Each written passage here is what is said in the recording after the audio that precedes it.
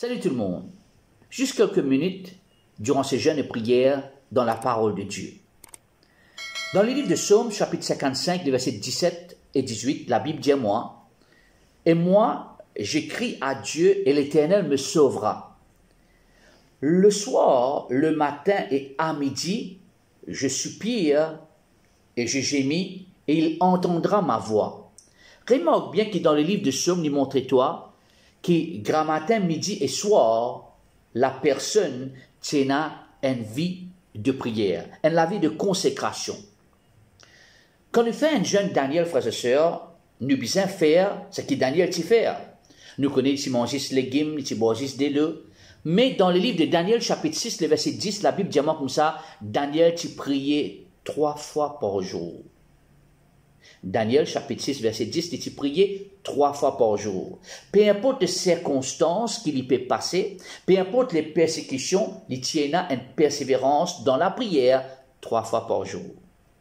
Comme on étudie maintenant la vie de notre Seigneur et notre Sauveur, Jésus-Christ, je peux lire le livre de Marc, chapitre 1, et je peux lire à partir du verset 35. Marc, chapitre 1, à partir du verset 35, la Bible dit, « Vers le matin, pendant qu'il faisait encore très sombre, il s'éleva et sortit pour aller dans un lieu désert et il pria. » Avant même le soleil levé, Jésus-Christ l'est levé, il était dans un lieu désert et là, il était consacré, il peut prier. Laisse-nous suivre le principe de la parole de Dieu.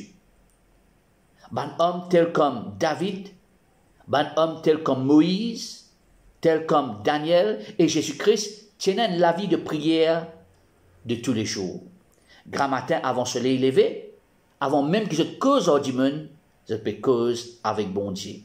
Laisse-nous gagner nos premières conversations du jour avec Dieu. Et là, on connaît qu'arrivé, frères et sœurs, qu'on lit le même chapitre et même verset, Marc chapitre 1, les versets 35-36, maintenant, on y dit, Simon et ceux qui étaient avec lui s'est mis à sa recherche. Et quand Allah trouve-lui, je dis comme ça, tu dois de toi. Il leur dit, allons ailleurs dans les bourgades voisines, afin que je prêche aussi. Avant qu'il y prêchait, Jésus-Christ priait.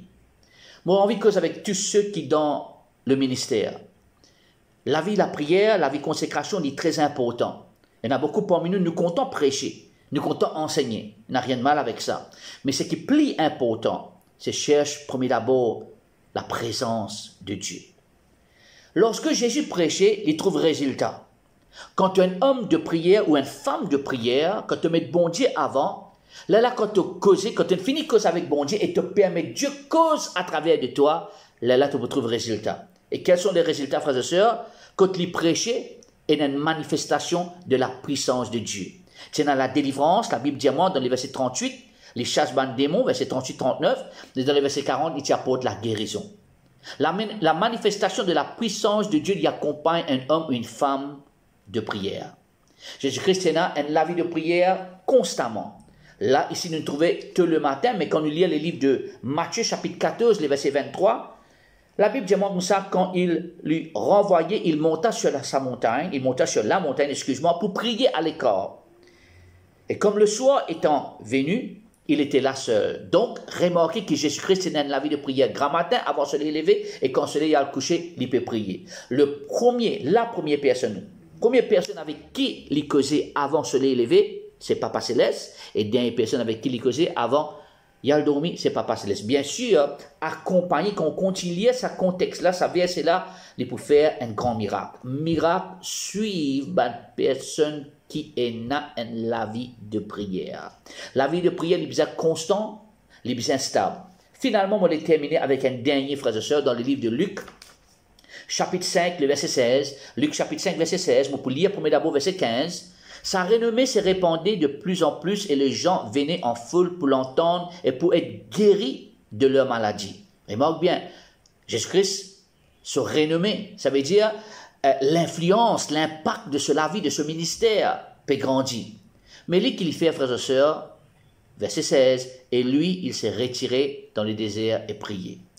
Moi, les encourage-nous, chacun de nous, frères et sœurs, Laisse-nous amener la vie de consécration. Laisse-nous amener la vie de prière.